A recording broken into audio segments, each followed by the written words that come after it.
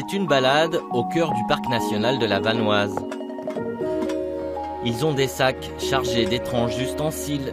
Mais Florent et Vincent ne sont pas venus au lac Blanc pour admirer les reflets des glaciers. À 2300 mètres d'altitude, face à une nature calme et sauvage, les deux spécialistes sont là pour effectuer prélèvements et mesures.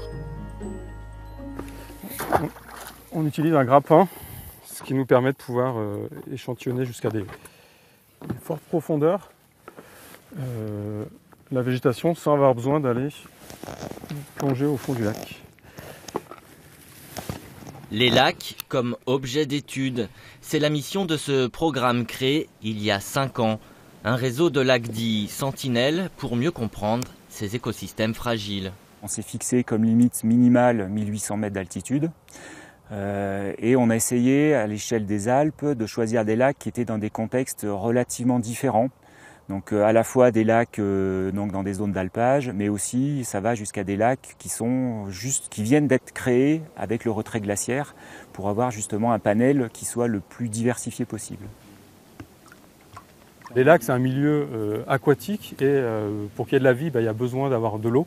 Et du coup, ça va être des milieux qui sont très riches en biodiversité. On va avoir un grand nombre d'espèces faunistiques et floristiques, puisque voilà, on va avoir à la fois des zones humides en bordure de lac, on va avoir des zones plus profondes et on va avoir avec ces différentes zones différentes espèces qui vont pouvoir y vivre.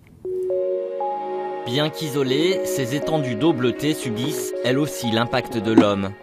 Les recherches et les observations menées sur ce réseau de 25 lacs des Alpes permettent d'abord de dresser un état des lieux.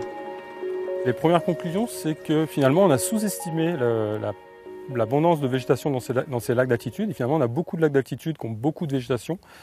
Et pour l'instant, on ne peut pas forcément tirer des conclusions sur les aspects changement global, effets du pastoralisme ou de la pisciculture sur cette végétation, ni les effets du changement climatique. Mais l'idée, voilà, c'est d'avoir des suivis témoins. En Vanoise, 5 lacs comme celui-ci sont scrutés, examinés, répertoriés. Et tous ces prélèvements permettent de mieux connaître l'état écologique de ces plans d'eau. C'est des diatomées, donc des algues unicellulaires qui se développent sur ces cailloux. Et donc que l'on prélève et qu'après on en envoie à des labos. On s'est aperçu justement grâce à cette étude que les polluants produits en plaine arrivaient jusque dans ces hautes altitudes et se concentraient dans les lacs. Depuis 1970, la température moyenne a augmenté de 2 degrés en hiver dans les Alpes. Les lacs d'altitude en sont des témoins discrets. Les étudier, c'est aussi les préserver, avec l'espoir d'admirer encore longtemps les lumières qui s'y reflètent.